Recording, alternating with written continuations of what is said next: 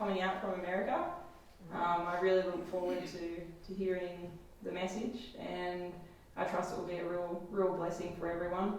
About a year ago, this message, it really changed my life and my perspective on myself and how God created me to function, and it's really changed my relationship with God as well, and it's been life-changing, and it's given me so much joy. So I'm glad you're all here, and I trust it will be a real blessing for each of us. And before we start, I'll just say an opening prayer and we'll get into it. So just want to bow your heads. Our loving Father, Lord, thank you so much for this opportunity that we can each be here tonight. I pray, Lord, that you'll fill us with your Holy Spirit, and I pray, Lord, that you'll prepare our hearts for this message, and we just thank you for your love, Lord, and how you work in our lives. And thank you, Lord. In Jesus' name, amen. Amen.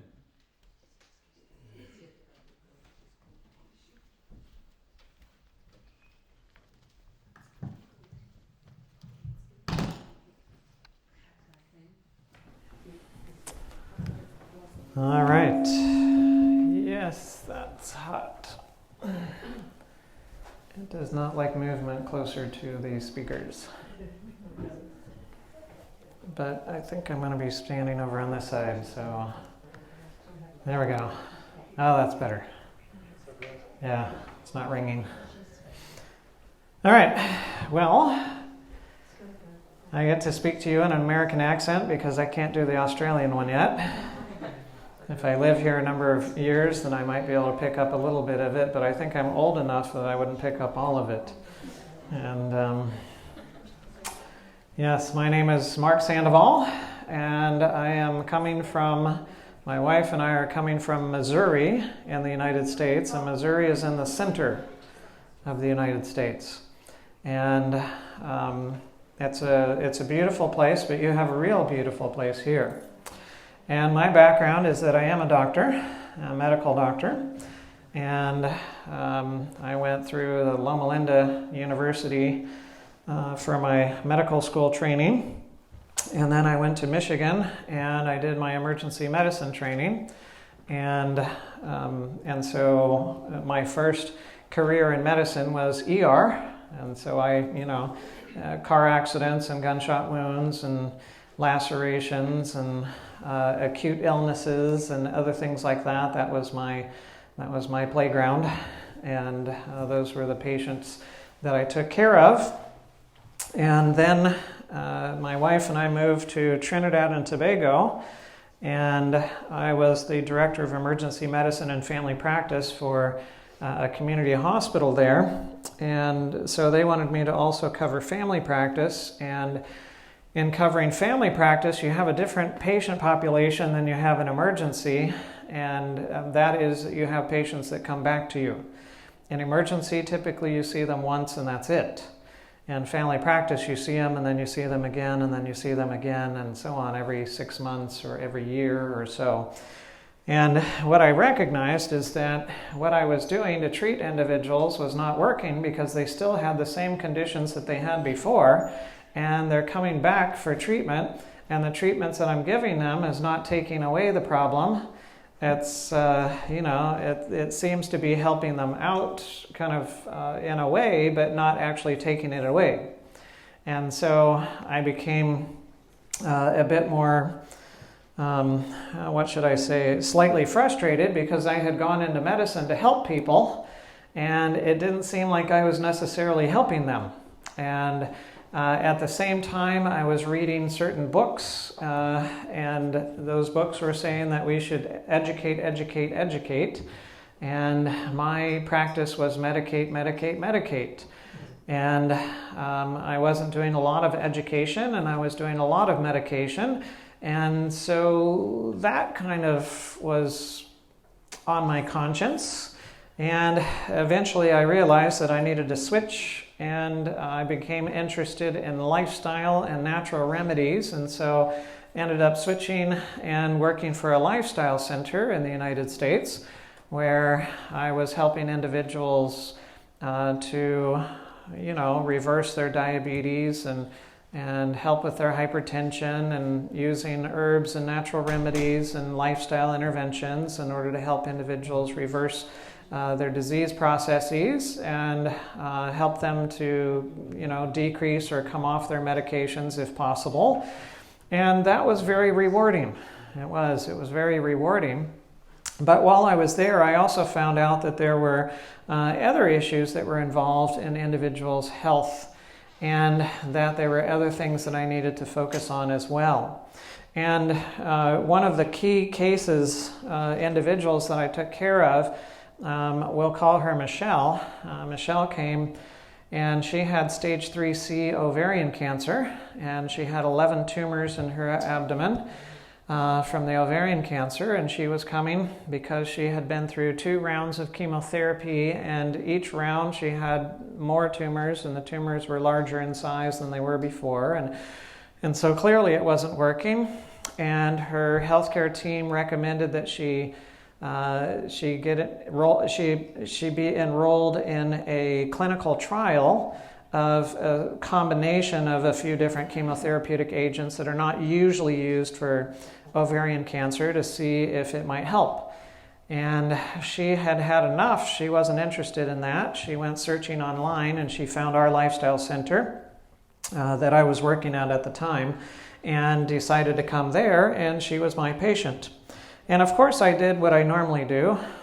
We would put her on a whole food, plant-based diet and get her off of animal products, and have her exercise, go for a walk, and especially after meals, and having her avoid highly processed foods, and giving her some herbs that are known to be helpful with cancer, and hydrotherapy, so using water treatments to help out with that as well.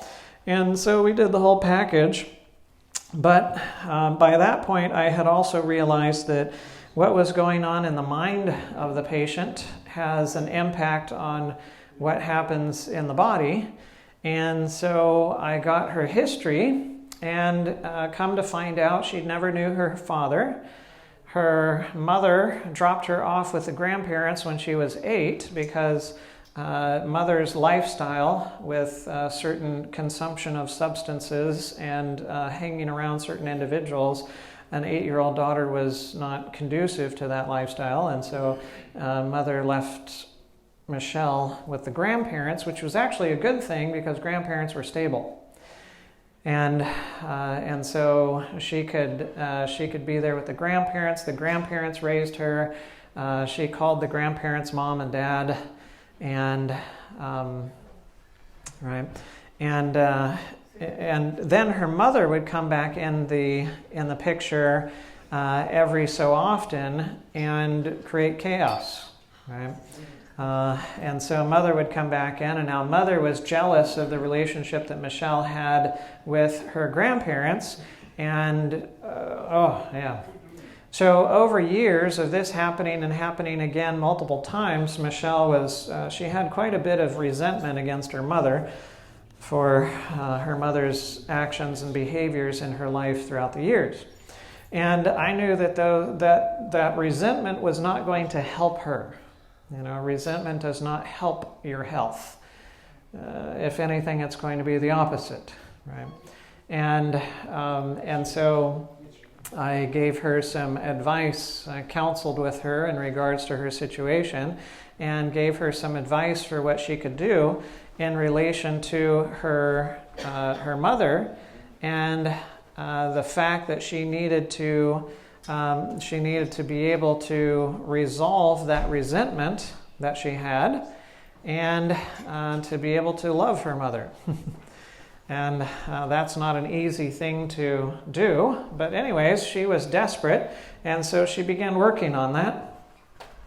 And by the end of 2.5 weeks in our session, she was feeling much better. Her cancer markers had come from, elevated to the normal range. And she had much more energy. She could get out, and before she came, it was difficult for her to walk. And now after she came, it was, she could walk quite briskly, and then jog for a little bit, and then walk, and then jog for a little bit. And so she was happy. She went home, and 2 months later, she had a repeat scan of her abdomen, and it showed that she had 5 of the 11 tumors remaining. So 6 were gone. And the remaining 5 were smaller than what they had been previously. So clearly something was working, right? Because the cancer is going away, right? It's getting smaller and going away.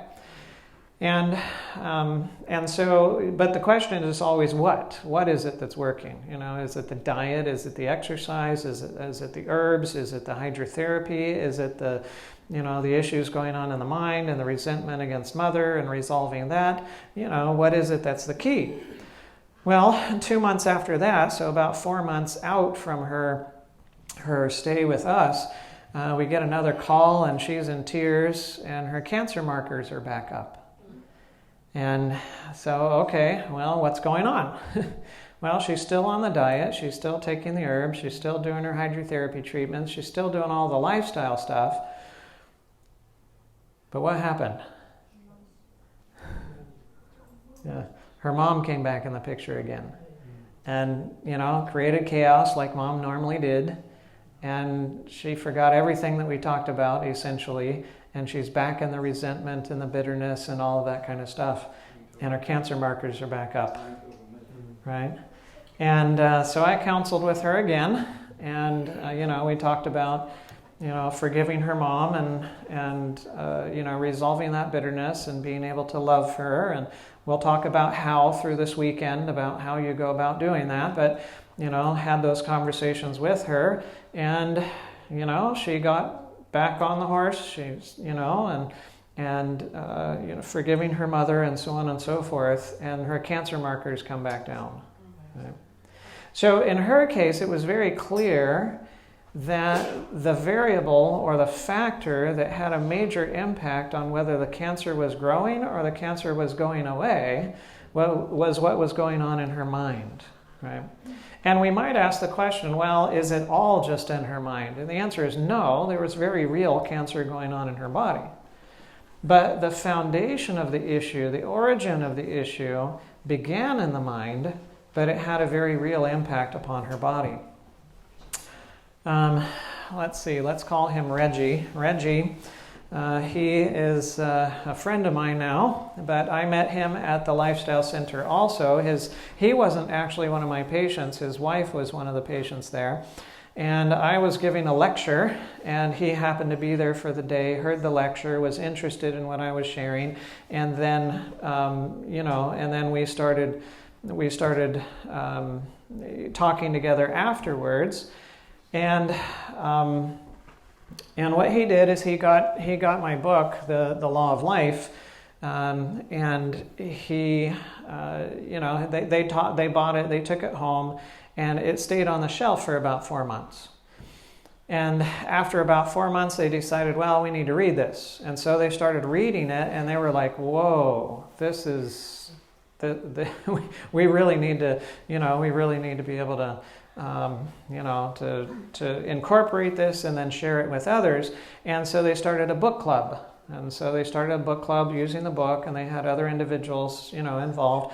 And then COVID hit, and so they switched to a virtual platform, and then they did a virtual book club. And so they did one iteration of the book club, and then they did another iteration of the book club, and then they did a third iteration of the book club. And when they were doing the third iteration of it, Reggie was thinking about, it came to his mind about a conflict that he had with a coworker, and some of the residual effects of that conflict that was there, and his need to resolve that conflict. And so he forgiveness, right, and so on, which doesn't come from us. But anyways, we'll get into that later this weekend. But anyways, forgiveness for the coworker, and then going and resolving issues with them directly.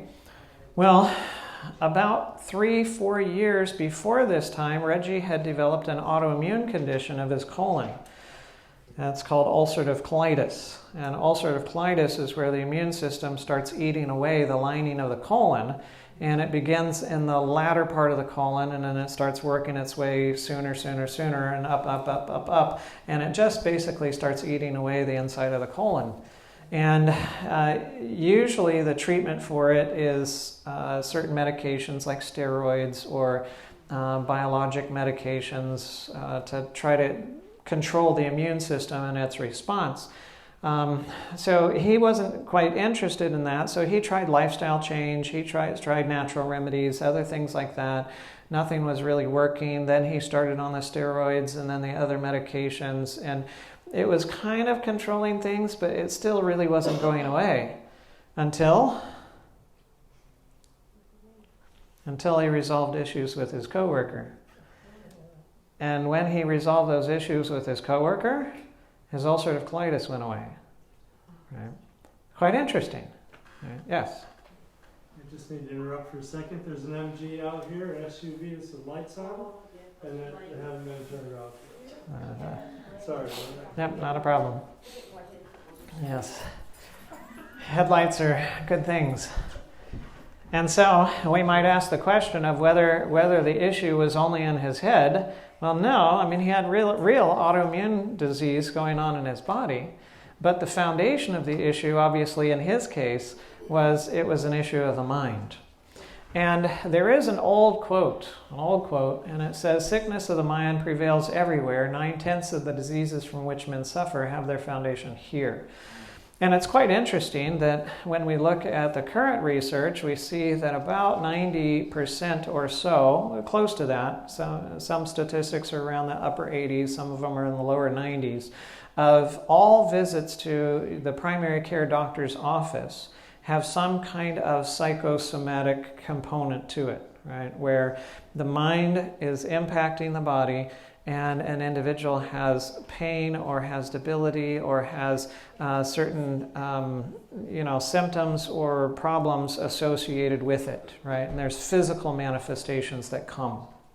So we're going to dive into that, now. Let's imagine that you have a tree, and we don't have to imagine, we have an imaginary tree up here that you can look at. And you have a tree that has some bad fruit and bad leaves. Is the problem in the bad fruit and the bad leaves? No. All right. So if you took the bad fruit and bad leaves and you just plucked them off, would you fix the problem? No. It might be helpful, right, to get rid of the bad fruit and the bad leaves, and that's okay. It's not bad to pick them off, but it doesn't necessarily fix the problem. And I use the fruit and the leaves to represent symptoms when it comes to health, because symptoms are obvious, right? The leaves of the tree are obvious. The fruit, if it's fruit bearing, it's obvious. And the symptoms are obvious. You know when you have pain. You know when you're coughing. You know when you're itching. You know when you have these various different things. And it's there and it's obvious. Now, when we have pain, coughing, itching, or other symptoms, how do we usually treat it? All right, yeah, so we usually treat it with medication. And so there's a number of options for what you might take for pain. There's a number of options for coughing. There's a number of options for itching. There's a number of options for various different symptoms. A pill for every ill, right? And if you don't like the pharmaceutical realm, then there's the nutraceutical or the, and whatever. And so you can either go into the pharmacy and there's tons of options, or you can go into the health food store and there's also tons of options of everything that you can do for symptoms, right?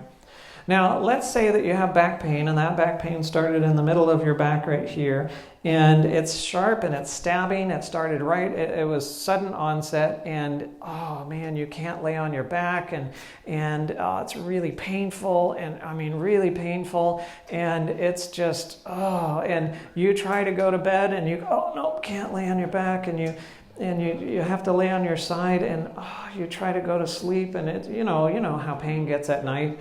Pain's always worse at night, and so eventually you're just like, I can't take it, and you already took some over-the-counter medication, but it's not working, and so you go in to see into the hospital for them to check you out.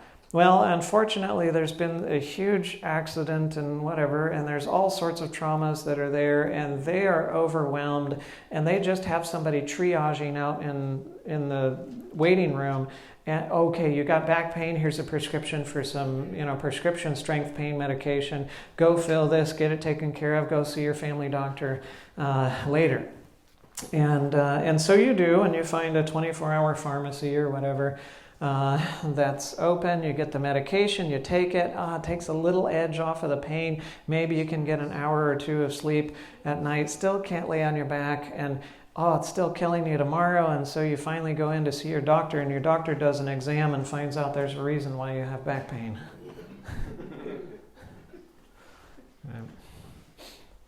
So, did the pill fix the problem? No, it didn't fix the problem. Now, I would be, if I was in that situation, I would be grateful for pain medication, right? So I'm not saying that that's a problem necessarily, but just the fact that it doesn't solve the problem, right?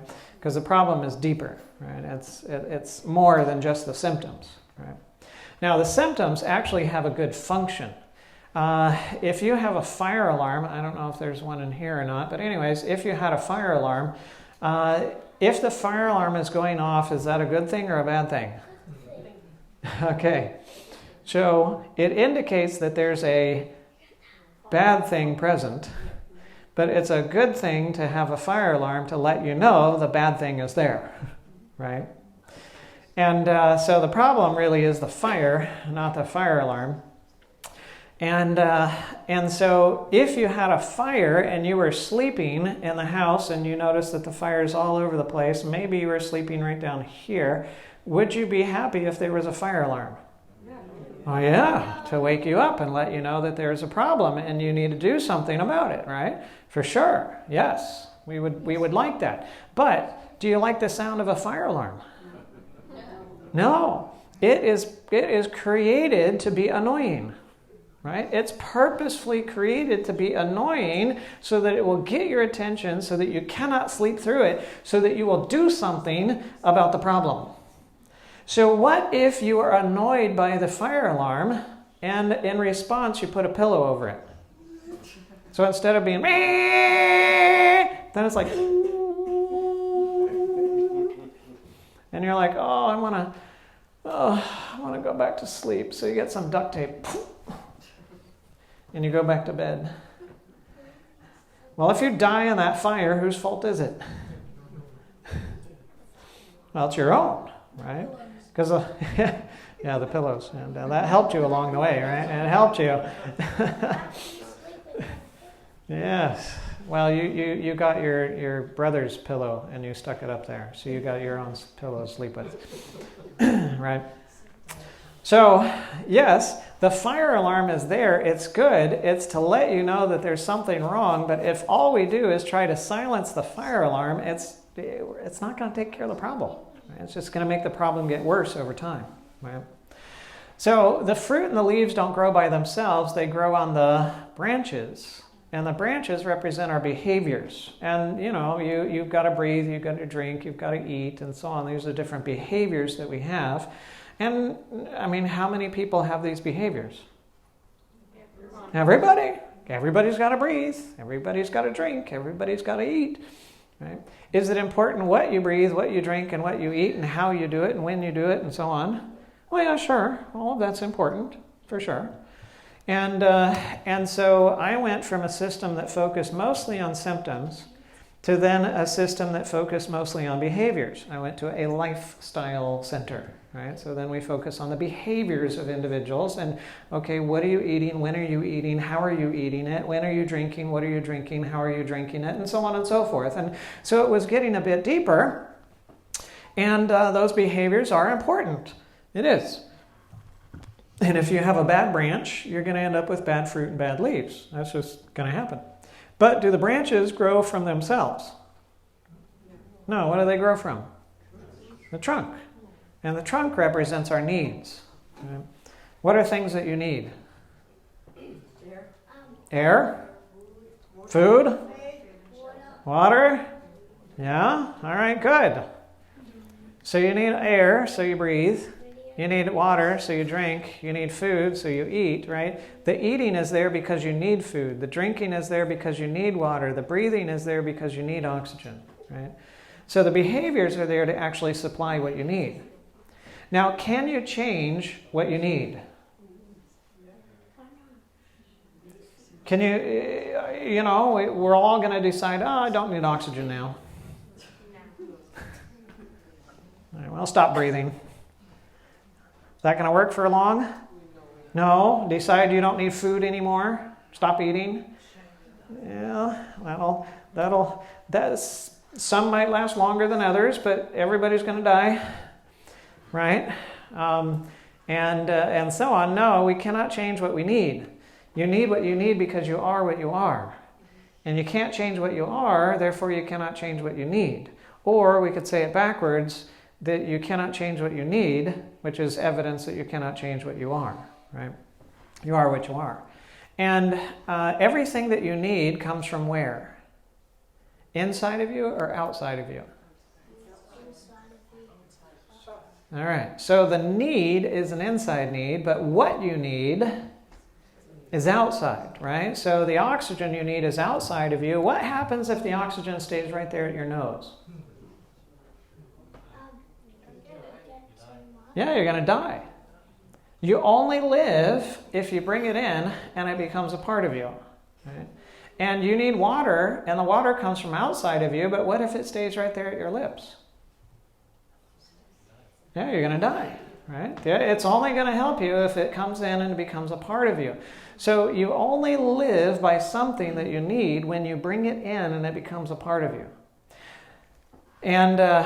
And so that's true. So of everything that we need. So everything you need comes from outside of you, must be brought inside of you in order for you to live. And it's your behaviors that bring in what you need. So you need oxygen, but oxygen doesn't just blow into you. You have to breathe, right? And you don't want me to fall off the edge. Thanks. You need water, but water doesn't just squirt into you. You must drink. And you need food, but the food doesn't just jump down your throat. You must eat, right? And so everything must first take what it needs, and then it gives it away. And what you give actually ministers to something else, right? How many of you have kept every bite of food you ever ate? How many of you kept every bite of food you ever ate? No? Well, if you did, you wouldn't have made it through those doors, right? It's estimated that in an average human's existence, we eat about 6 elephants worth of food, right, during our lifetime. And you're a bad boy. You came late, so you have to sit in the front. Right? But good thing you blend in. I don't think I'll notice. Sorry. All right. So everything first takes. You got to take it in order to have it, but then you give it away, right? I mean, you've only kept a certain, number of kilograms of food that you've ever eaten in your life, and then the rest of it you passed along, and something else eats what you give away, right?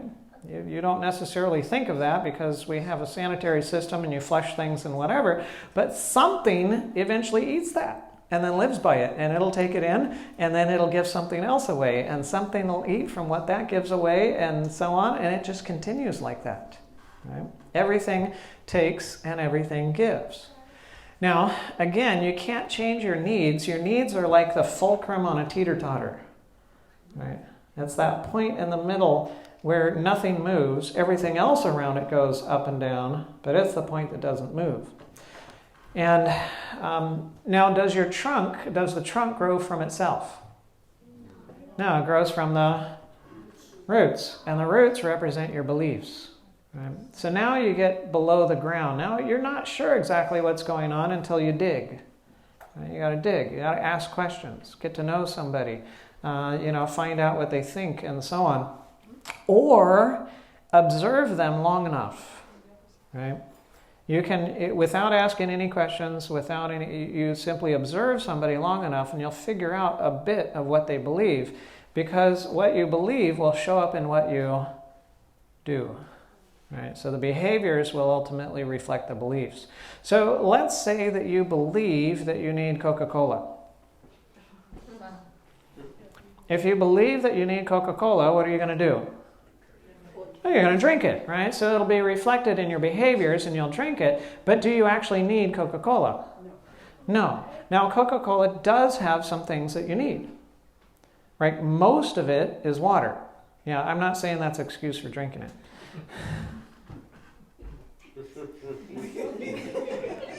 I see you. I'm watching. That's right. Right? I'm not saying that's an excuse for drinking it. It does have water, and you need water. And it does have sugar, and to a degree you need sugar, although certain sources are going to be much better than other sources. And I'll tell you that if you go through life drinking Coca-Cola, well, you're going to get the effects of that because you don't actually need it. And so if you believe you need it, but you don't need it, then you're going to bring in what you don't need, and that's going to end up with bad fruit and bad leaves. So only when your beliefs match your needs, then your behaviors will supply what you need, and then you end up with good fruit and good leaves. But if you have a tree that has bad fruit and bad leaves, what do you fix?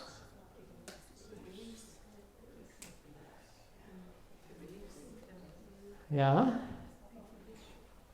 All right, think of a tree. If you have a tree that's got some disease or some other thing going on, what do you fix in the tree? Do you ever do surgery on the roots? Oh. Yes, you have to feed the tree. So you have to fix the soil. And the soil represents our sources. Right? It represents our sources. So we can have a source that has too little. We can have a source that has too much. We can have a source that has the wrong stuff. So you can have a tree that has not enough water, and it's going to end up with problems. It can have too much water of what it needs, and it can have problems. Or you can try to water the tree with diesel. It's going to have problems, right? So you need a source that has what you need in the quantity that you need it, and then you need beliefs that match with your needs so that your behaviors will supply what you need, and then you can end up with healthy fruit and healthy leaves. Right? And so, yes, these are things that we need to consider. Now, how many people need love? Yeah. I haven't met anybody except for 2 14-year-old boys.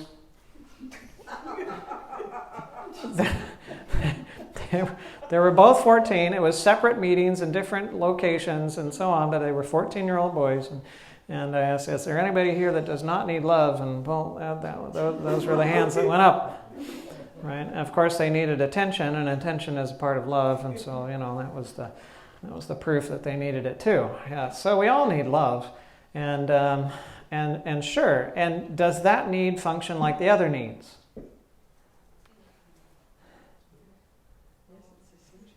Yes, it's essential. Right? You must have it. Is it, and you need love because you are what you are, right? Chair doesn't need love. You need love, right? Light bulb doesn't need love. You need love, right? So you are what you are, and that determines what you need. And you can't change what you are, so you can't change what you need. So can you decide, oh, I don't need love? Well, you can come to that decision just like you can come to the decision, I don't need air. But is it going to work out well? No, it's not going to work out well. Right? Now, I need oxygen, therefore I breathe. I need water, therefore I drink. I need food, therefore I eat. I need love, therefore I what? All right. So that's the response that I hear in every place where I go. You're content. Okay. You're content. You're content? Okay. So I need oxygen, so I'm content in my suffocation. I need water, so I'm content in my dehydration. I need food, so I'm content in my starvation. Ah, okay. And the other response over from this side, I won't point out who it was, but anyways, was that if I need love, then I need to love, right? So if you want love, then you have to love. Okay, so I need oxygen, so I give oxygen. Or I need water, so I give water. Or I need food, so I give food. Is that how it works? No, that's not how it works. How does it work? Okay, create relationships. All right. All right. So I need love, so I'm going to create a mother. And I'm going to create a father. And I'm going to create a sibling. And I'm going to create a friend. And I'm going to create a spouse. And I'm going to... A relationship, you have to connect with the people that you have mentioned. Okay, so in a relationship you have to connect with the people that you've mentioned. So they have to already exist. They have to be there. Okay, they have to be there. Okay, all right. So it's a good thing that oxygen already exists, because if you need to create it in order to bring it in, you're in trouble. Yeah. And it's a good thing that water already exists, because if you need to create it to bring it in, you're in trouble. Because you can't create anything you need. It's impossible. Right? You cannot create anything that you need. That's why you need it, because you can't make it. Right? When you think of proteins, or that proteins are made up of amino acids, there are 8 amino acids that are considered essential amino acids. You need those 8. Why? Because you cannot create them. Right? You can't make them. All of the other amino acids you can make from other amino acids. But those 8, you can't. You have to take it in from outside. So it's a need. Right? All right, so, yeah, how do we bring in the love that we need? It's not by giving it out. It's not by being content in our deficiency. Right? We've got to bring it in. Right? And we can only be satisfied after we have brought it in, and sufficiently. Right? So let's imagine you were having a bad day, and you came home and you stopped at the mail or the post or whatever, and you got the mail, and of course there were bills and other things like that. But there happened to be a letter that was handwritten, and it had your name on it, and it had the right return address on it, with the right person, and so on. You're like, oh, this, and you open that one, leave the bills for later, and you start, reading it, and it says, "Dear," and it has your name on there. I've been thinking about you and can't get you off my mind, and thinking about the last time that we spent together, and looking forward to when we can be together again in the future, and all sorts of other mushy stuff in between. And it says "love," and they sign their name afterwards, and so on. How do you feel?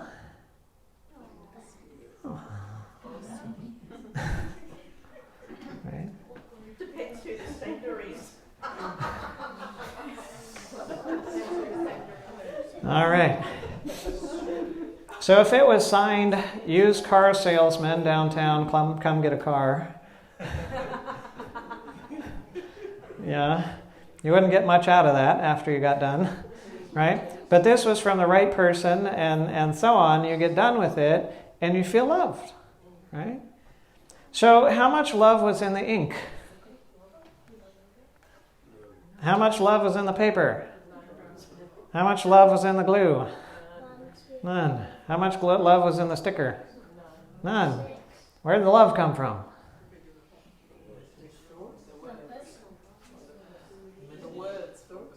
Oh, the words from the person. Okay. So what is that? Words. Okay. All right. Yes. You're right.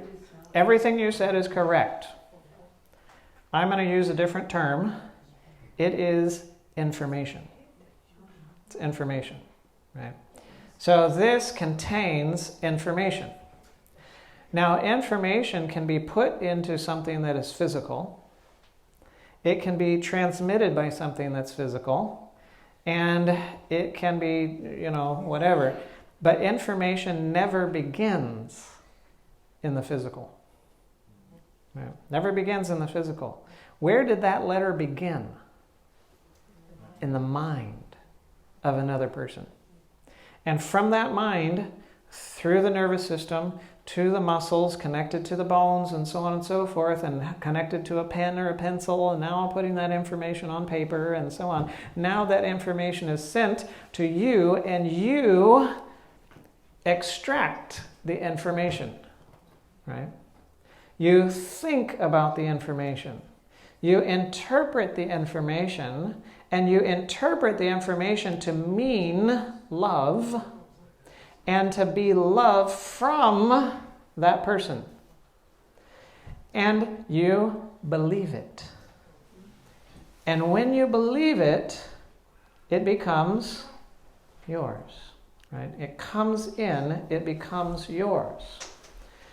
So you need oxygen, so you breathe. You need water, so you drink. You need food, so you eat. You need love, so you think. It's a process of thought. Right? It's a process of thinking that brings in what you need, the love that you need, so that it becomes yours. Right? Now, what if you believe people are the source of the love that you need? Then what are you going to do?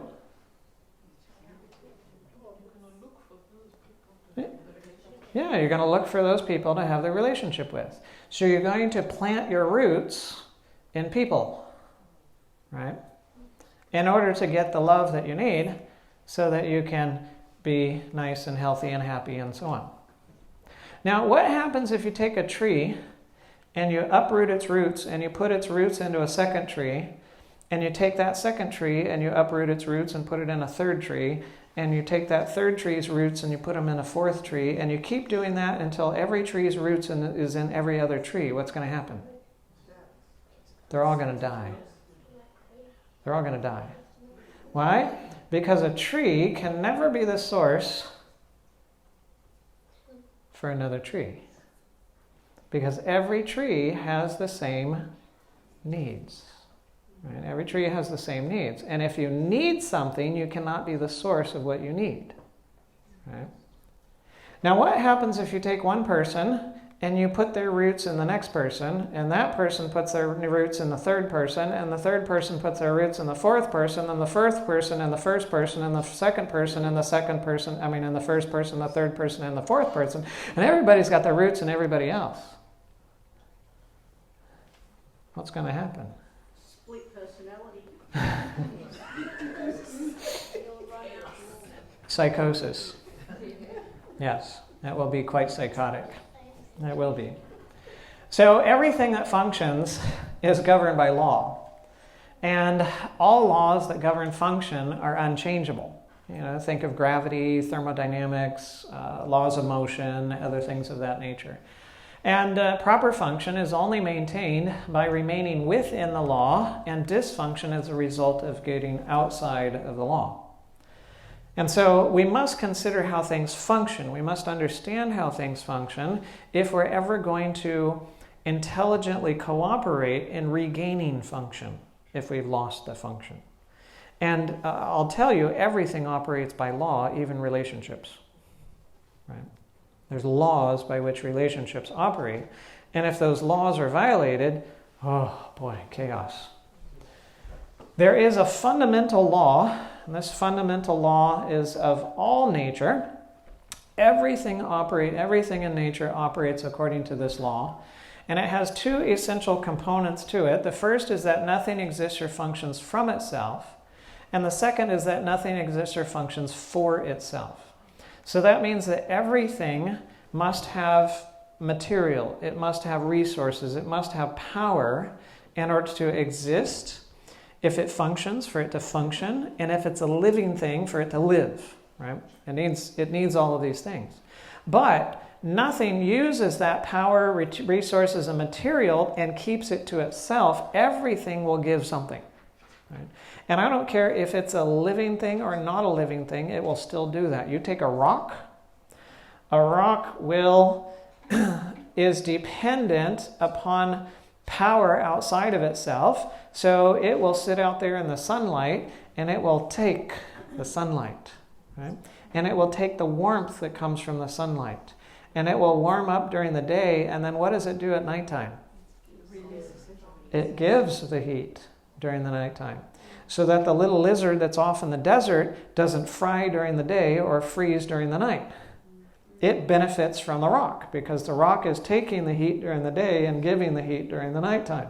And even inanimate things still function by this law, and living things very much function by this law. And very simply put, this law says that everything takes in order to give, right? Everything takes in order to give.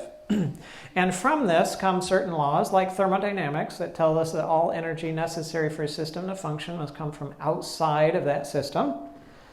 Right? There's no truly perpetual motion machines that are out there. You might look on Google and you can find 50,000 or 100,000 of them for sale, but they use gravitational force, they use the Earth's rotation and the orbit around the sun or solar power or other things like that. It doesn't actually generate its own power, right, and keep itself going indefinitely. So everything must have power from outside of itself, and you and I are familiar with cause and effect, but cause and effect is an effect of this law. Since everything must take in order to give, that means that the effect must have something that came in order to produce it. And so there must be power, there must be resources and something in order to produce the effect, and that would be the cause. Right? So the cause always comes, and then the effect. And this law, I call the law of life. Right? And we're going to be talking about this law through the weekend, this law of life. Now, because everything functions according to law, if I have bad fruit and bad leaves, and I take some kind of treatment, and the treatment takes away the bad fruit and the bad leaves, but it doesn't deal with the cause, right? Doesn't deal with the cause. Then some other manifestation by law must come. Right? Some other part of the tree must manifest bad fruit and bad leaves because the cause is still there and the cause must produce an effect. So any treatment that does not take away the cause but does deal with the effect must produce side effects. Right? Must produce side effects. And that's not just medication. That can be surgery, that can be radiation, that can be herbs, that can be hydrotherapy, that can be all sorts of things. Right? If it's a treatment that takes away the effect but it does not remove the cause, then it must produce side effects. Right? Now, in order to have health, we need to remain within the law. And of course, we need certain levels of oxygen if it's too little or too much, too little water, too much water, too little food, too much food, too little warmth, too much warmth, and so on. If we remain within the law, there's proper function and it's comfortable. Once we get outside of the law, there's dysfunction and discomfort. And the farther you go, you get symptoms when you get off the road, like the rumble strips. And then there's disease and ultimately death, right? And so there is a law that governs love, and when that law is violated, well, then you can have symptoms, you can end up with disease, and, well, you can end up dying too. Ever seen anybody die from a broken heart? Yeah? Yeah? I've seen it from the physical standpoint and from the spiritual standpoint. I've seen both, right? So health is proper function, which is the effect of staying within the law. And disease is dysfunction, which is the effect of going outside of the law. And symptoms and disease, they're the fire alarm and the rumble strips. They're good. They let you know that there's a problem. Right? It's not good that you have symptoms. It's not good that you have disease. But the fact that you can have it and let you know that something is wrong, that's a good thing. Right? It's a good thing. But what's the bad thing? The bad thing is thinking that the symptoms or the disease is the problem.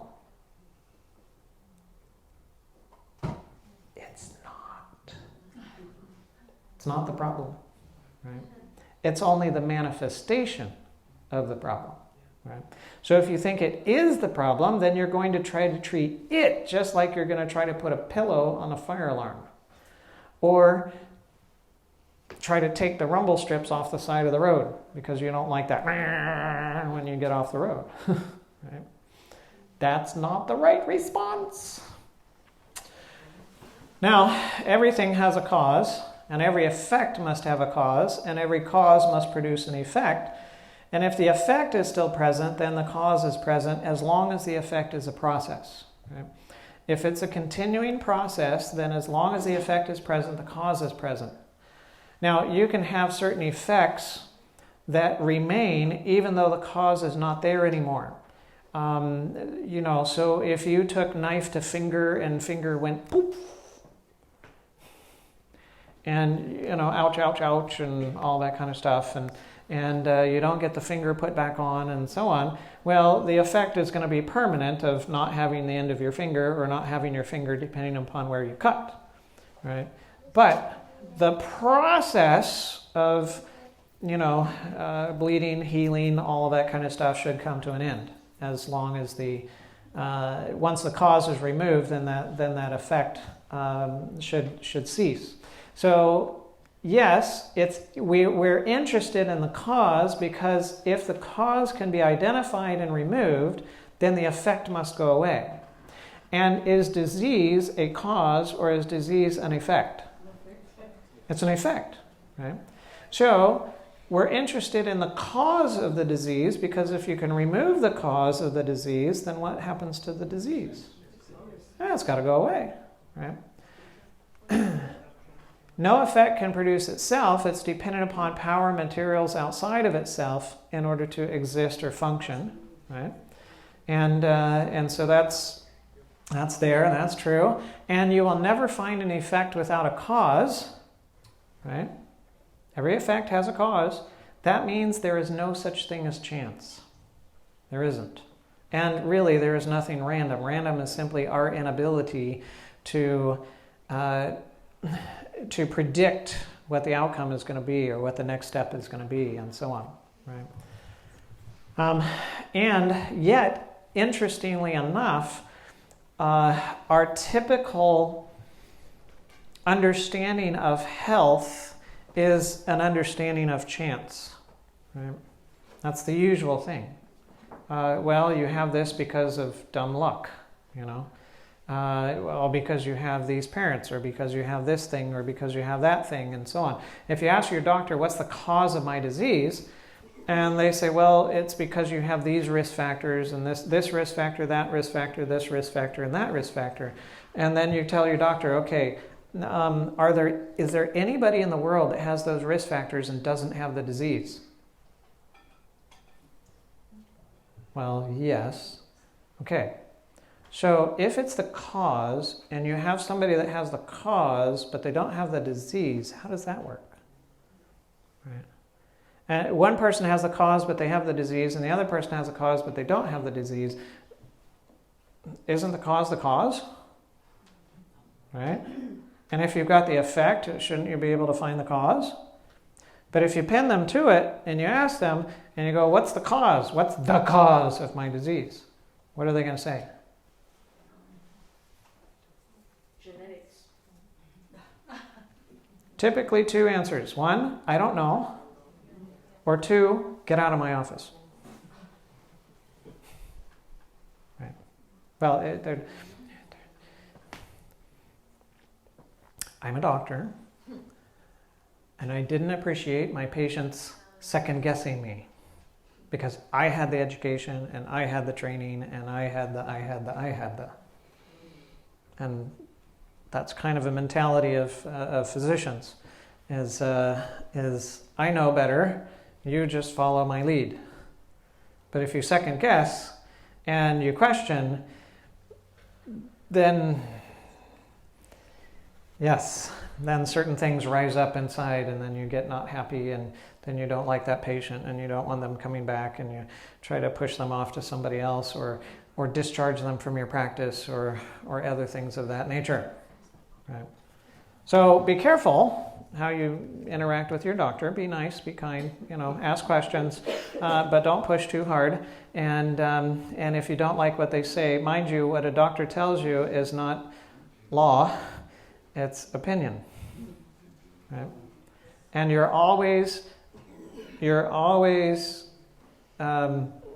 should always have access to more than one opinion.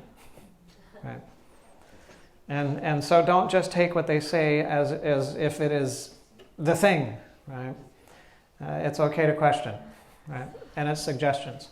The Bible says that the curse causeless shall not come, right? That means there is no chance. Everything has a cause, right? Everything has a cause.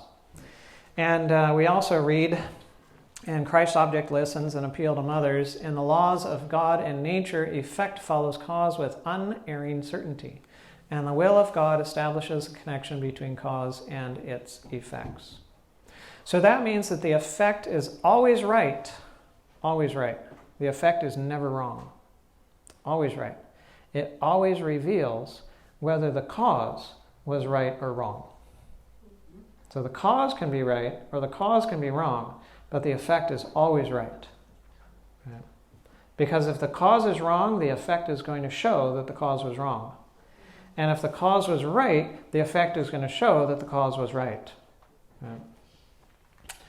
So, when we think about breaking law, like on the road and getting outside of the law, what do we call that? What word do we use to talk about breaking law? All right, felony, right? Crime, yes. Rebellion, okay. All right, sin, all right. Ignorance, okay. Yes, you can break a law in ignorance, yes, right. And if it is a natural law, you can break it in ignorance, and you'll get the consequences whether you were ignorant or not. Like, oh, I didn't know it hurt that hard if I jumped off of that high. Oh, that one was right? Can I please get a little forgiveness? No. You get the consequences, right? So the word that I'm looking for was sin, you said it, but you're right for all the other ones. But when we're talking about sin, which law is being broken? Yeah, God's law. And what's the foundation of God's law? Love. Yeah, it's love. Right? The very thing we need, the foundation of his law. And so the breaking of the law, which is love, leads to disease. So disease is the result of a love problem. Right? It's a result of a love problem. And we're also told there's a divinely appointed connection between sin and disease. No physician can practice for a month without seeing this illustrated. If he will be observing and honest, he cannot help acknowledging that sin and disease bear to each other the relationship of cause and effect. It's true. I've seen it all the time. Yeah. All right, so here's a cell, and you have 50 to 100 trillion cells in your body if you're an adult. If you're not, then you have fewer than that. And you have over 250 different types of cells. And each type of cell has specific functions that are of that type of cell, and no other type of cell has those specific functions. But there's some overlap.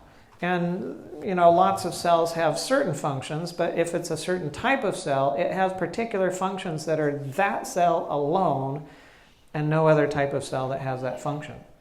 And cells are kind of like little factories, and factories produce a product. And your body's function as a whole is dependent upon the function of the different cells in your body.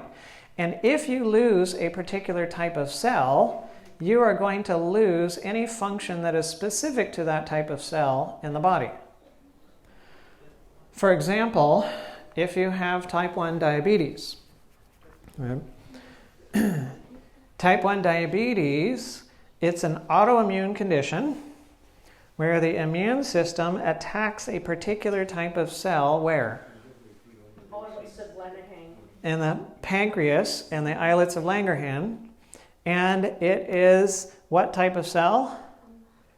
It's the beta islet cell. It's a beta islet cell and the islets of Langerhans in the pancreas, and it will kill off those particular types of cells. And those beta islet cells produce what? Insulin. And guess what? They're the only cells in the body that produce insulin. So if you lose those types of cells, guess what you cannot produce in your whole body? Insulin. And how much of your body needs insulin? All of it. All of it, that's right. Insulin is necessary in order to get enough fuel into the cells so that they can operate. And the main fuel for the cells is glucose, sugar. And there's channels that sugar can get in through. And the insulin unlocks those channels so that the sugar can get in. So if the insulin is not there and you don't unlock those channels, now you can have all sorts of glucose around the cells, but the glucose doesn't get in the cells. And so the glucose in your blood, the sugar in your blood goes up, up, up, up, up, and the sugar in your cells goes down, down, down, down, down, and you die not because you have high blood sugar, you die because you don't have fuel in the cells.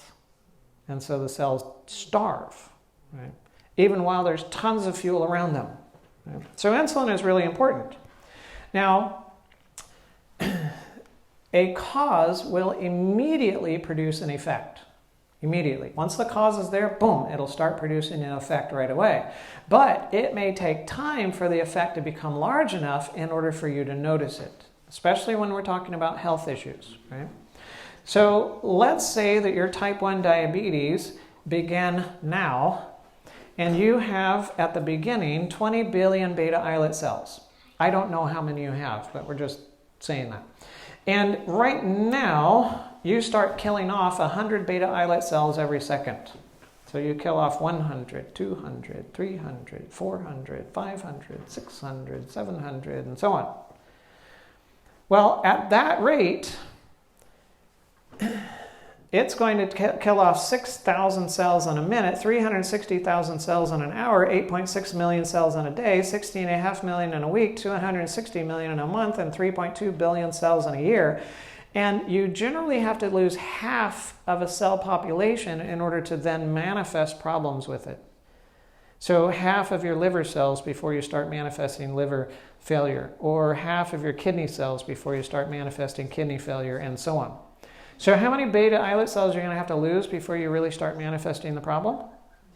10 billion. And at that rate, that would take you 3 years and 2 months. So now I'm not saying it goes that fast. We're just using a thought experiment, to understand the concept. But you can have time between the beginning of the process and when it gets big enough that you actually now notice it from a health standpoint. But some disease processes are faster and some are slower. Some of them, it might be seconds, minutes, or hours between the cause being in place and the effect being noticed. And others, it can be years or even decades. Diabetes, type 2 diabetes, is typically in process for at least a decade before an individual starts developing symptoms associated with diabetes. Right? So, but the cause must be in place before the effect is noticed. And the effect, if it's still present, the cause is also present. And if the cause is removed, then the effect must begin to go away. Now, this is an important slide because this tells you what to look for when you're looking for the cause. Right? So let's say that you developed an autoimmune disease 10 years ago. Right?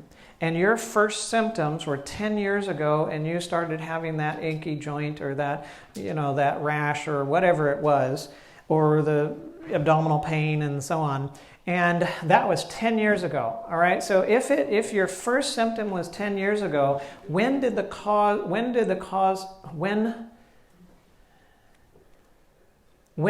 cause present?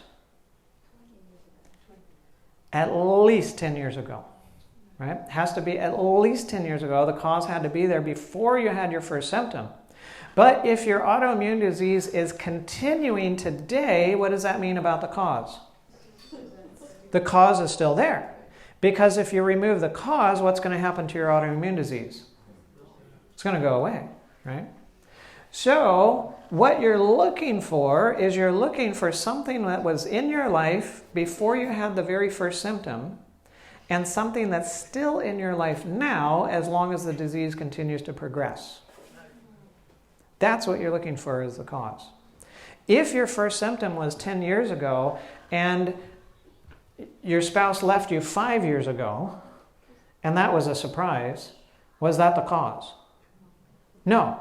And if you had the symptoms 10 years ago and you started eating a certain way 3 years ago, is that the cause? No, right? Because the cause had to be before. And it has to be something that continues and is still there. So that's what you're looking for, right? And every living thing must have not only power to get it going, but it must have fuel to keep it going. So you have to have something to get it going and something to keep it going. And so it has to have the fuel and it has to have the spark. And really, every living thing does operate by electricity. Even plants. There's an electrical impulse that happens at germination of the plants in order to get them in the process of growing. And then there has to be fuel available in order for the plants to continue the growing process, right? Now, according to the law, everything must take in order to give, and so the cells themselves must take in the resources and take in the power that it uses, but everything takes not just to keep to itself, it takes in order to give, right? So it produces its products. The fuel or the resources is the oxygen, the water, and the nutrients, right? It's chemicals. The cells use chemicals as their fuel. Got to have the chemicals or it's not going to work.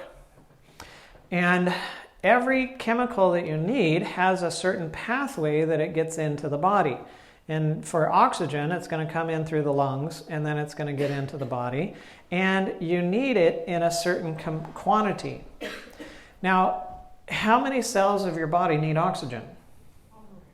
All of them. Now, how are you going to get the oxygen from your lungs to your toes? All right. So the blood is the transport mechanism for all of the fuel.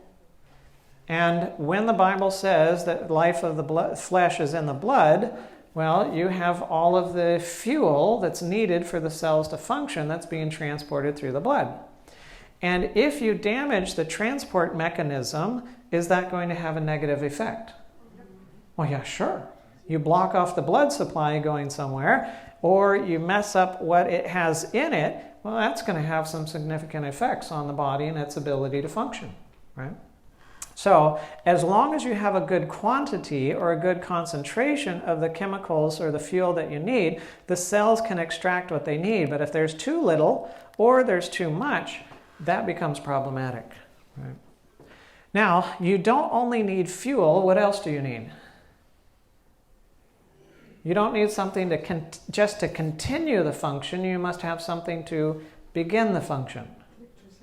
You need the electricity, right? And the electricity needs to come from where? Inside the cell or outside of the cell? Outside.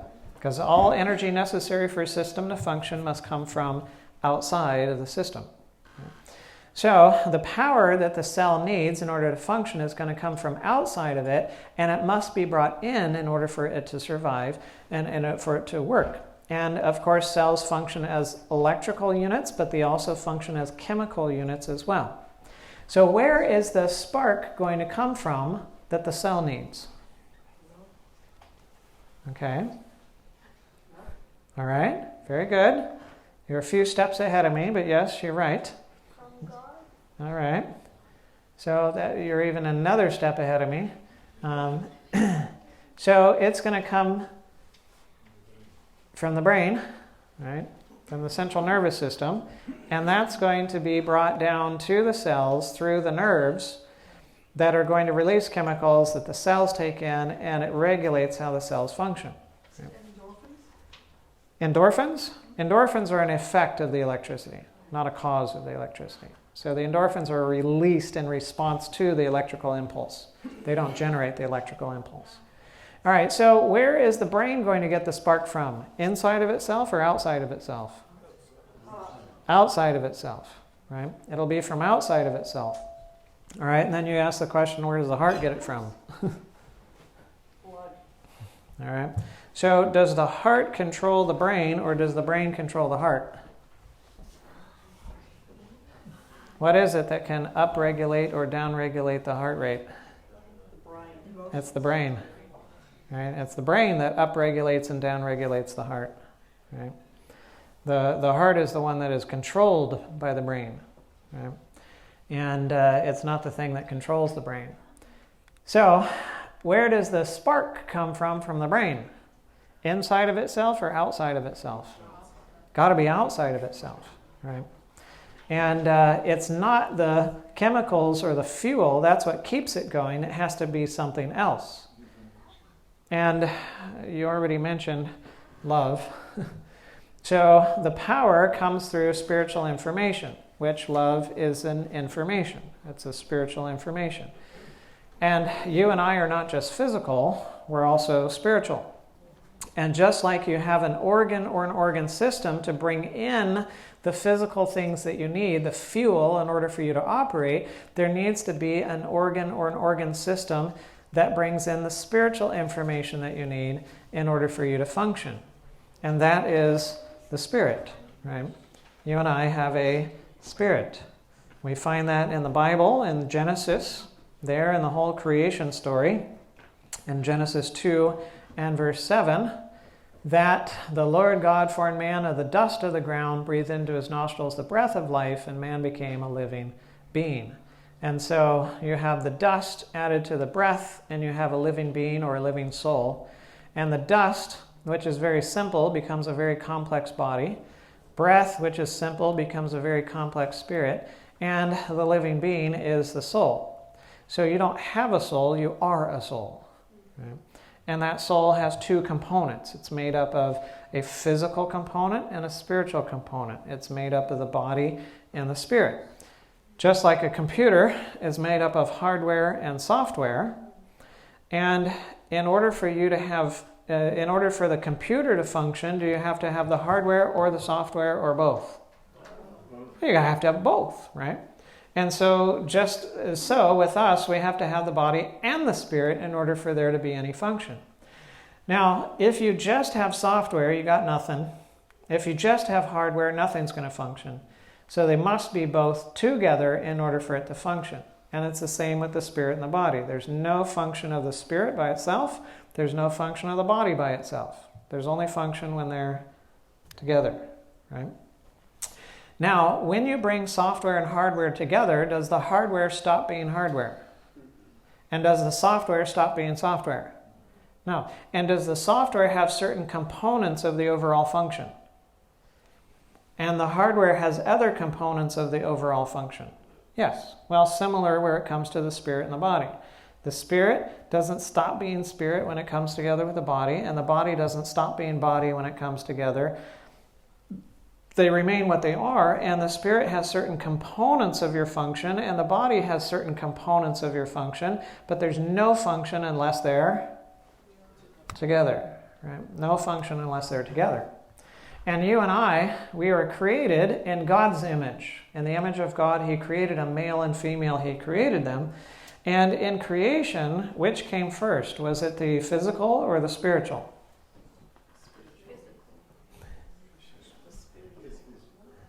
Okay.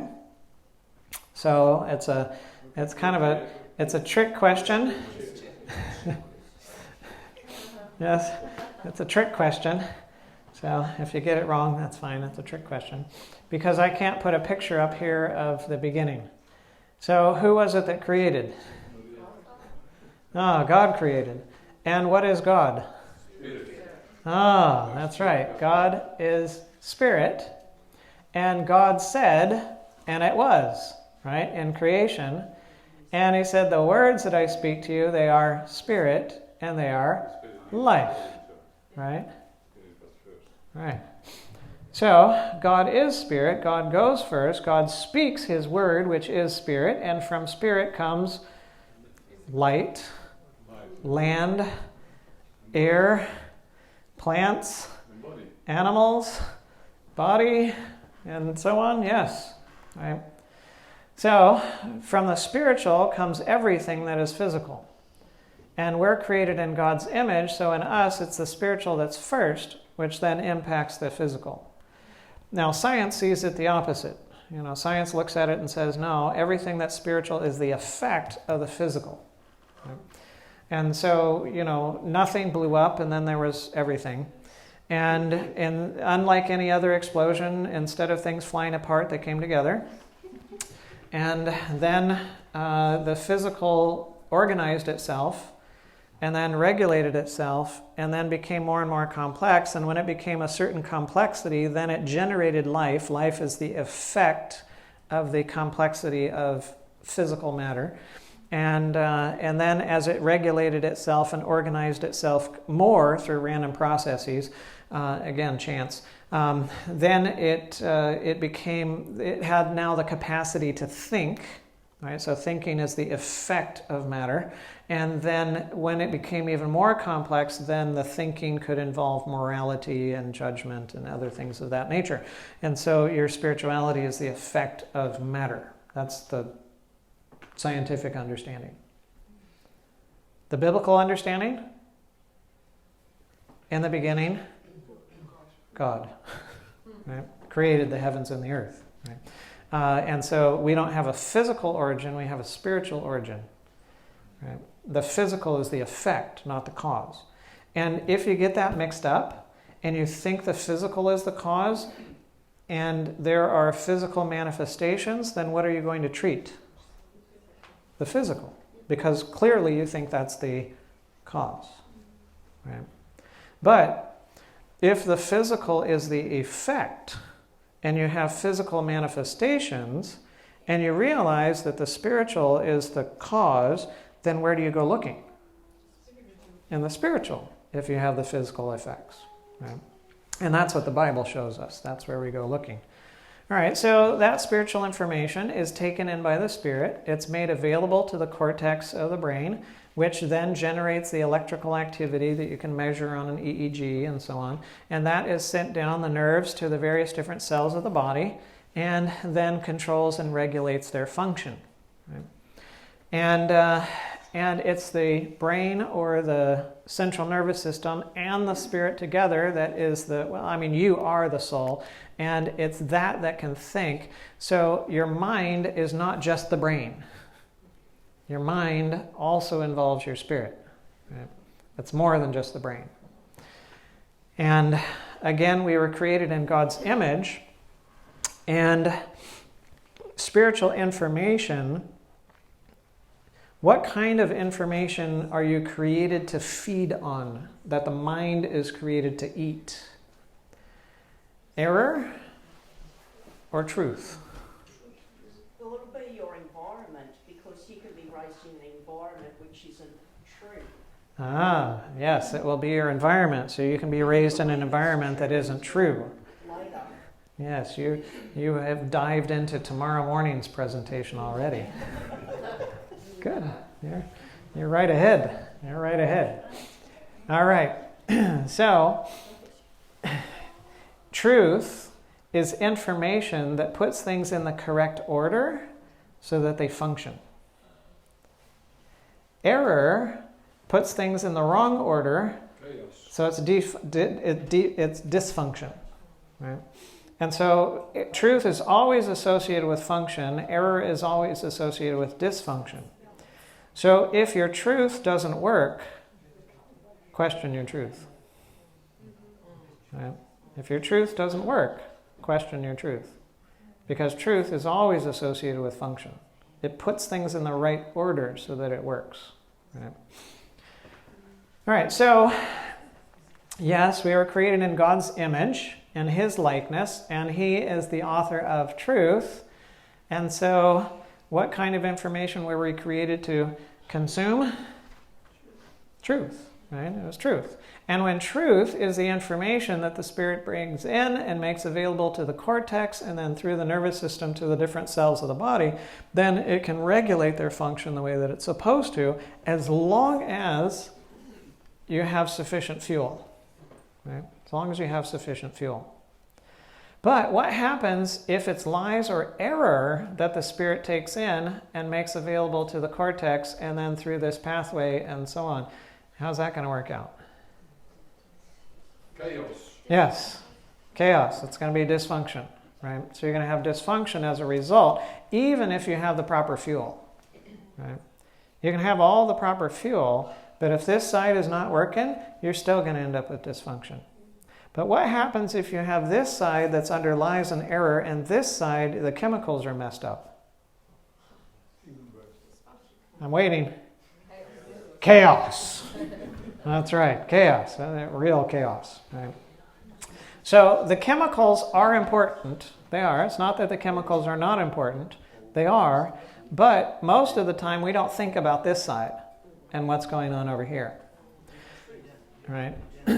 Because that has a significant impact upon somebody's health outcomes. Right?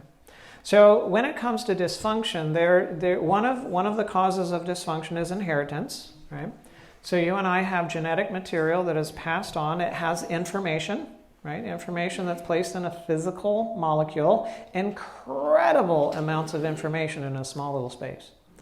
And that information is passed on to you when you are how many cells? Well, one.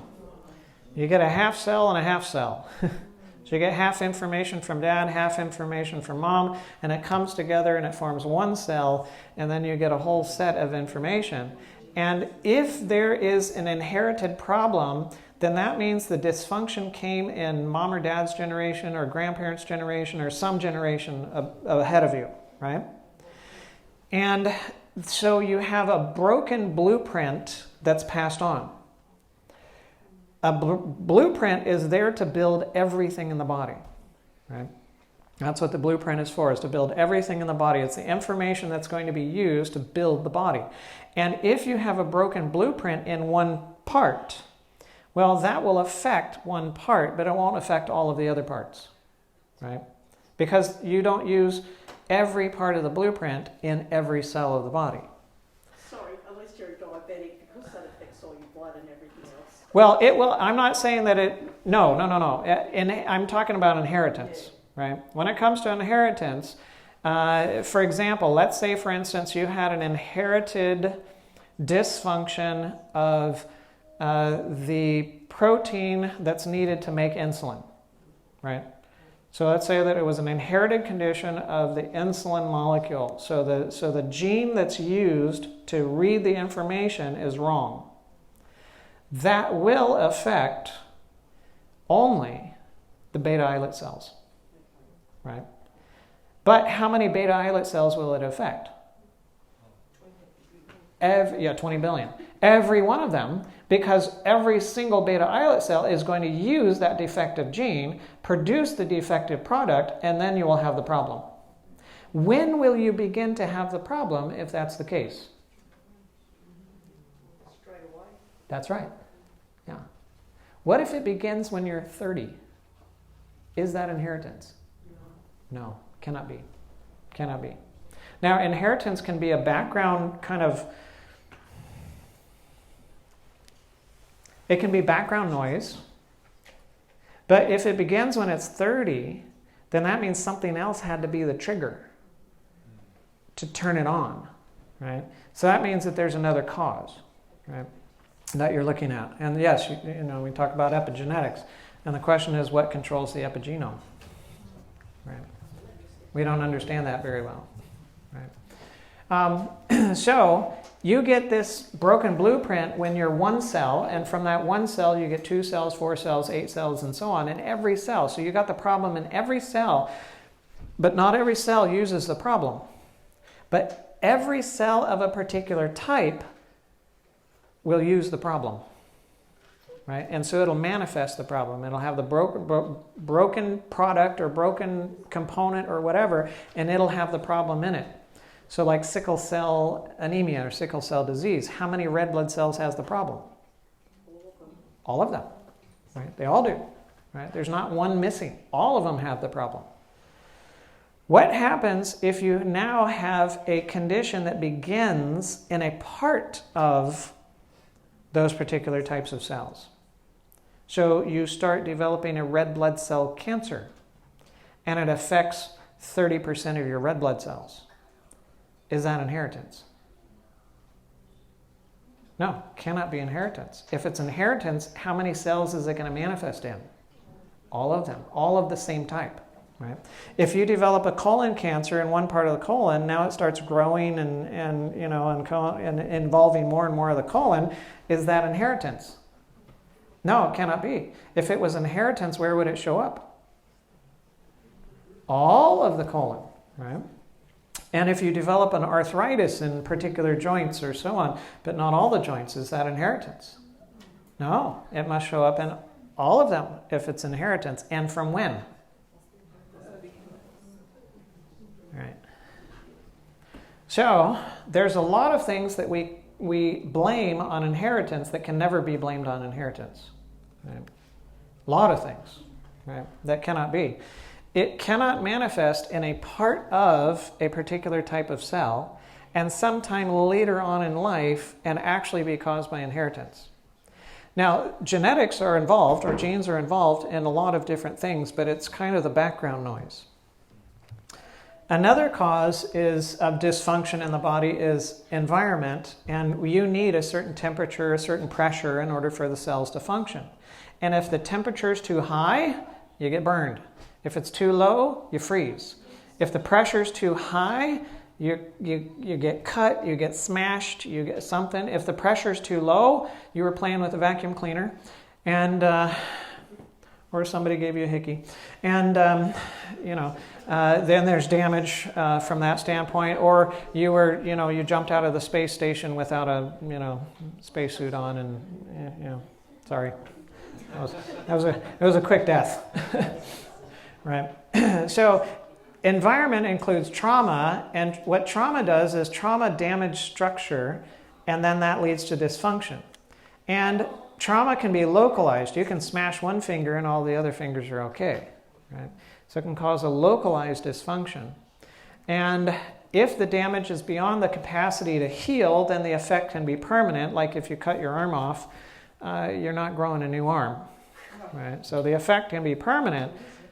But the injury should not continue to be injured and injured and injured forever. It should have a healing process to bring it to completion, right?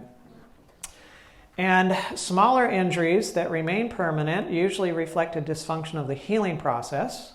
So, like for example, some individuals will have an overgrowth of scar tissue, keloids, so they'll get a cut.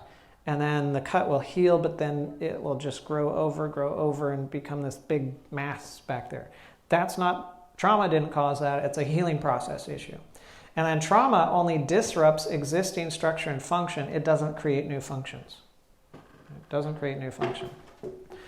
And there's chemicals, right? So if you can have too little of what you need, so you can have a deficiency. You can have too much of what you need, so you have a toxicity. Or you can just have the wrong stuff. And those can all create problems, right? And poisons, envenomations, toxicities, deficiencies, what these will do is they will take an existing biochemical process and disrupt it or damage it. It never creates a new process, it only disrupts an existing one. For example, I don't know all the venom of your snakes here. You have the most fun ones in the world in this country. I think it's 8 of the most poisonous snakes in the world are here. 10 of the 10? Or is it 8 of the 10? Or 10 of the 20? Or the 30 of the 9 million? Or something. You guys have a lot of poisonous snakes around here. 27 of the top 30. There you go. All right. Excellent. I will take your word for it. Yes. And that means that I shouldn't catch any ones that I find. All right, I like catching snakes, but only in the United States it's easy to identify if they're poisonous. Anyways, but in the United States, the primary toxins, it's either a hemotoxin or a neurotoxin. And the hemotoxin, what it does is it gets in there and it disrupts the clotting process so that you can't form blood clots. And then the animal, the human, if they get bit too, then bleeds out, right? So it just takes an existing process and it cuts it off. Or a neurotoxin, it'll bite and then it will cut off the ability of the nerves to send those electrical signals down the nerves, and then you don't have the electrical signaling that goes on, and then, well, you die. But chemicals never create a new process. They just take existing processes and disrupt them. Right? And that's an important thing for us to remember. So here, what is this? Gout. Right. And so gout is caused by uric acid. Right? Uric acid. And if this individual has gout and I want to know whether it's gout, I can send them to the lab and check their uric acid levels. And of course, I'm going to instruct the lab to draw the blood from their foot, right? No? No? Where am I going to get the blood from? From their arm? From their hand? Do I need to get it from the left hand because it's in their left foot? No? Where do I get the blood from? Anywhere. Anywhere. I can get the blood from anywhere, and I get to find out whether your uric acid levels are high or not. I don't have to go to the toe to find out whether that's the case. I can just go anywhere and find out what the uric acid levels are. Right? And this person has a problem, and that problem has what in there? Yeah, fat and cholesterol, right? So if I want to know whether they have a cholesterol problem, I can go and make sure that the lab technicians draw blood from the coronary artery, right? No? No? Where am I going to get the blood from? From their arm again. Does it matter which side? No, it doesn't matter. I can just get it from the blood, right? This person has cancer, and let's say this is a left-sided breast cancer. And so it's there, and maybe they have been eating a whole bunch of bratwurst, salami, hot dogs, and other things of that nature, because we know that processed red meats are class 1A carcinogens, and so there's much evidence that they cause cancer as smoking and asbestos and so on. Okay, well, maybe when they ate the hamburger, when they ate the hot dogs and the salami and the bratwurst and all that kind of stuff, where did it go? It went everywhere. But the problem's right there. But how much of it went over here? The same. The same. So why is there a problem there? And why is there a problem there? And why is there a problem there?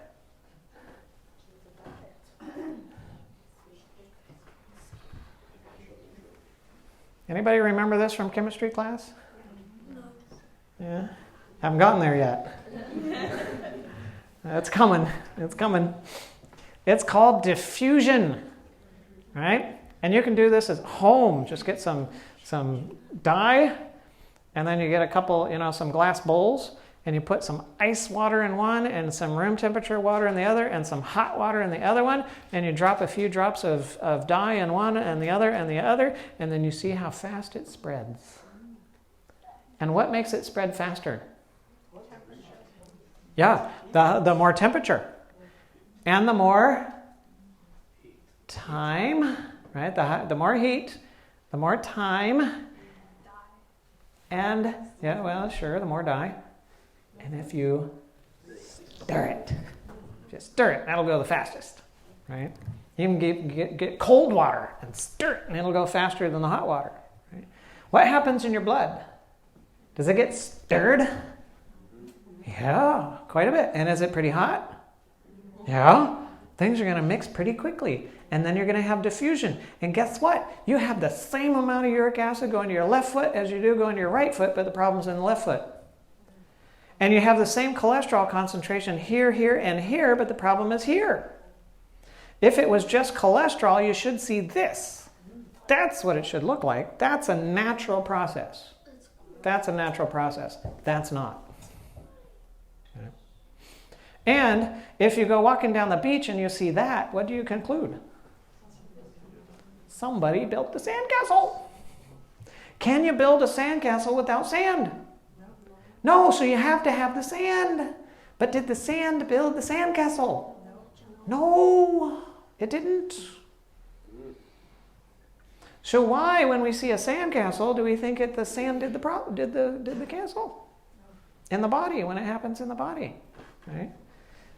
How much of the animal protein went to here as to went to there? The same, but the problem's over here. Why? Why? Okay. So chemicals can cause dysfunction in a certain type of cell first. Like if you have iodine deficiency, you're going to notice that in your thyroid first, because the thyroid uses iodine the fastest, and so it'll run out the first. But how much of the thyroid will be affected? All of it. It won't be a part here and a part there and so on. It'll be all of it. If you have now a nodule here and a nodule there, not chemicals. And if you start having colon cancer in this part of the colon, but the rest of the colon is okay, guess what? Not the chemicals. And if you have breast cancer in this breast, but it's not in the other breast as well, or throughout the breast, guess what? Not the chemicals. Yes, the chemicals are involved. They're part of the process. Yes. But it doesn't determine why it shows up, where it shows up. Right? So chemicals can be used as a part of the disease process as the cofactor, just like you have to have sand in order to build a sandcastle. But when you remove the cofactor, the chemical, the disease process doesn't manifest. Oh, you take medication, you decrease your uric acid levels, and then your gout goes away. Oh, we fixed the cause. Yeah, you poured water on the sandcastle and the sandcastle went away, but guess what you didn't take care of? The sandcastle builder. You didn't take care of the sandcastle builder. And it's ready to go again. Right? It's ready to go again. So the chemical is not the cause because it can't create a process. It's only used as a part of the process. So, what else can cause it? The mind. Oh, the mind. Yes, the mind. Why? Because the mind is set up in very interesting ways. It's like the electrical system. The electric company, do they know where to send the bill to? Yes. Yeah, do they know how much of a bill to send? No. Yeah. I guess these days. Yes, yes. Oh, they know. Because the wires go directly to different places and so on. And that's the way that it is with the brain. You have wires that go from one part in the brain to one part in the body and that part back to brain and so on and so forth. And everybody's wired the same way. So you control your toes by your upper inner portion of your brain. And you control your tongue by the outer lateral aspect of your brain and so on. And everybody's wired this way. And so it's all controlled very specifically. And everywhere in your body, there is a place in your brain where it's attached to. And everywhere in your brain, there's a place in the body that it's attached to as well. So you control your toes down here. Let's see. This is the motor cortex. You control your toes down here. You control your knee up here. You control your hip here, your trunk here, your shoulder here, your elbows here, your forearm here, your wrist here, your hand here. Notice you get a big, and the reason that it looks really weird is because there's a lot of brain space for your hand, and there's a lot of brain space for your toes, but there's not much for your forearm. And you get a lot of brain space for your mouth and your lips, right? But not very much for your forehead and, and so on. That's just how it is. And everybody's is like that, right? So guess what you have going to your left toe? A nerve that's running from your right brain. And it's going from your upper inner right brain and it's sending a signal and it's going down to your left great toe. Can a chemical concentrate itself? No.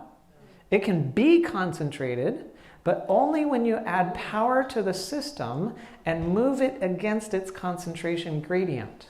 That's the only way that a chemical can concentrate. So what is it in the body that can move a chemical against its concentration gradient and concentrate it? It's a living cell. Because a living cell has a selectively permeable membrane. And it can pull chemicals into itself against concentration gradient and concentrate it inside the cell. Or it can produce them and spit them out and concentrate them outside of itself. So that signal from the brain is being received by cells around that joint. And those cells are concentrating uric acid. And they're dumping it into the joint. So reprogram your brain. What's that? Reprogram your brain. Oh, yes. We're going to be talking about that this weekend. So, yes, you can have a thought that impacts that ends up in a problem in your toe through your nervous system, through these pathways. Right? And guess what you have in this area of the artery that you don't have in that area or that area? You have that nerve with that nerve ending that's sending a signal to this area, and now your white blood cells that are full of cholesterol and so on come and try to figure out what's going on. Some of them die and they leave their cholesterol behind, and you keep developing a plaque. And some people say, well, that's because of trauma. You have trauma to the artery, and then that's the cause for the development of the plaque. Hello? You ever cut yourself? Sure. Yeah. How long are you still bleeding? No. How long did it stop for the bleeding take for the bleeding to stop? A few minutes. Yeah. A few minutes. Yeah, it took a few minutes. Now, if it was an artery, then it'd take a little longer than a few minutes. But, it's going to stop, right? How long does it take for an artery to heal? Days.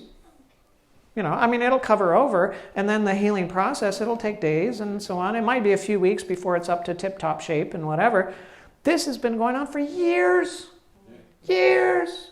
And they say it's because of trauma. No.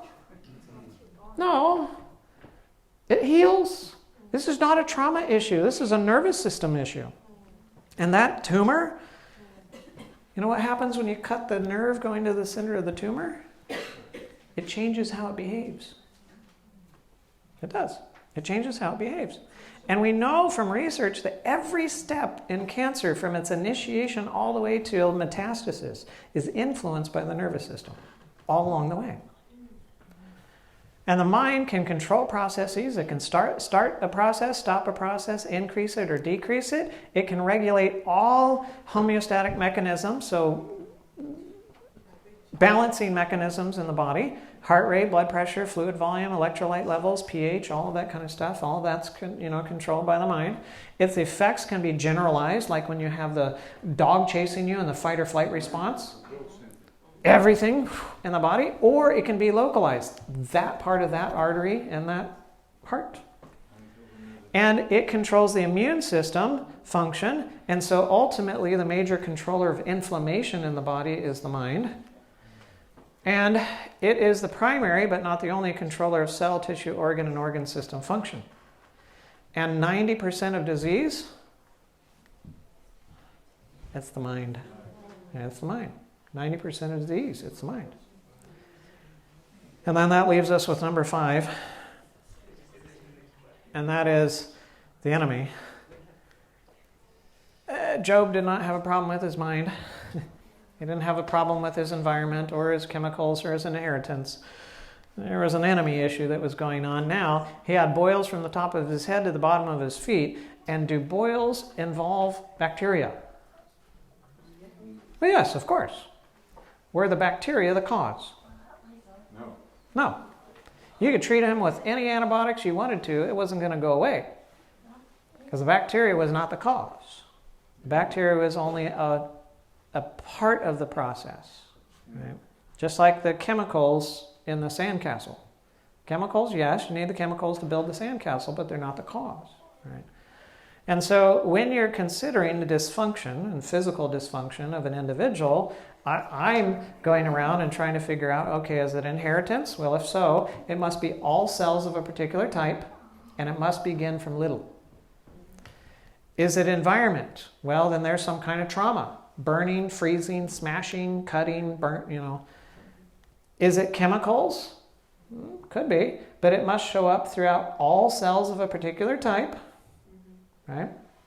Can't be localized within those. And consider, the diffusion issue. Is it the enemy? Which everybody likes to think that it is.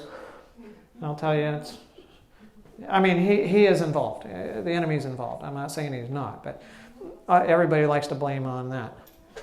90% of the time, it's the mind. It's the mind. And so what are the factors that are necessary in order for us to understand what's going on in the mind? Does anybody make themselves sick because they want to? No, not at all. Right? It's an issue of the mind, but it's not a conscious issue, and it's not a willful issue. It's something that we have. Oh yeah, it's crazy. So we're going to wade into that as we go through the weekend, and we'll find that it's going to involve not only our health, but it will involve our mental health. It will involve our relationships. It will involve our spiritual life. Because the problem, you are not a bunch of compartments. You are you. And if anything affects any part of you, guess what? It affects you. And the solution must affect you. And it must affect every part of you. And that's where we're going this weekend, is to look at that and the solutions to it. Let me pray, and then whoever wants to run away can run away. And if you have questions you want to ask, that's fine. Dear Heavenly Father, thank you so much for your blessings. What a wonderful God you are. And, Lord, open our eyes. Help us to see what we need to see, that we might understand. And, Lord, that important topic of love. Help us to understand that one. That's an important one. Our need of it, how we get it, what we do with it, how it works in our spirit and in our body, and how that impacts relationships, and how it can fix the chaos in our lives. Lord, open our eyes and help us to see and to be free. This I pray in Jesus' name. Amen. Amen.